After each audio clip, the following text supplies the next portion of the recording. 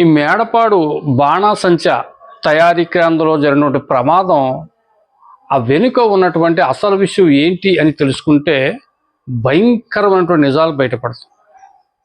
అసలు దీనికి ప్రధాన కారకులు ఎవరు అనేది ఒక్కసారి మేము అక్కడ విశ్లేషణ చేసి మేము అక్కడ జీజీహెచ్లోని సంఘటన స్థలంలోని ఆ గ్రామ పరిసర ప్రాంతాల్లో సామర్లకోట, మేడపాడు, ఆ చుట్టుపక్కల ప్రాంతాల్లో, హుసేన్పురం ప్రాంతాల్లో మేము విచారణ చేస్తే దీనికి 100కు 100 పాళ్ళు ఈ బాణాసంచా తయారీ కేంద్రం యజమానితో పాటు జిల్లాధికారులు కూడా ఉన్నారు. నిజంగా వీళ్ళు ఏంటంటే ఒక ముక్కలో చెప్పాలంటే మామూలు మత్తుకి బానిసైపోయి ఈ కొంతమంది ప్రాణాలు పోవడానికి ప్రధాన కారకులు అయ్యారని మనం స్పష్టంగా చెప్పచ్చు. వీళ్ళు ఈ బాణసంచి తయారు చేస్తున్నట్టు వీళ్ళు నిబంధనలు పాటిస్తున్నారా లేదా, లేబర్ చట్ట ప్రకారం వాళ్ళు అక్కడ ఎంప్లాయీస్ని పెట్టుకున్నారా లేదా. నిజంగా బాణాసంచా తయారీ కేంద్రం అంటే చాలా ప్రమాదకరమైనటువంటి వ్యాపారం. అది ఏ క్షణాన్ని ఏది పేరిపోద్దో, ఎవరి చేతిలో ఏది అయిపోద్దో తెలియచేత గతంలో చాలా సంఘటనలు జరిగాయి. ఒకసారి అయితే ద్రాక్షారం దగ్గర ఒక గ్రామంలో జరిగింది, ఒకసారి మండపేటలో జరిగింది, ఇదే మేడపాడులో గతంలో 5-6 సార్లు జరిగాయి. ఇలాగే ఏదో జరిగిన ఒక రోజు 2 రోజుల్లో మీడియా హడావుడి చేయటం, ఏదో తూతు మాత్రం చేసేటం మళ్ళీ మామూలు అయిపోతుంది.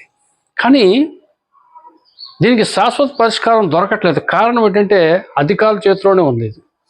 ఇది ఎందుకు అంటున్నారంటే ఈ తయారీ కేంద్రాలకి ఈ అధికారులు సడన్ విజిట్కి వెళ్ళరు.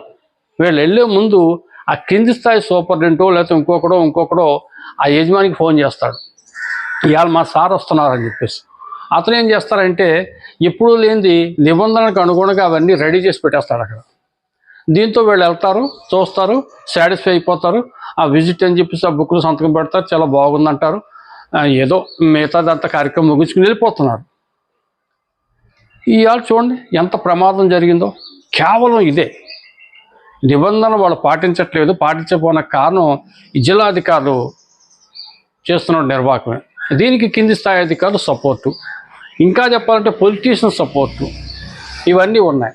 మరి వాళ్ళు నిన్న ఒక అదృష్టం ఏంటంటే ఈ సంఘటన మధ్యాహ్నం 2 గంటల కంటే ఇక చాలా దయనీయకరమైన సంఘటన అండి. భోజనం చేసే సమయంలో జరిగింది.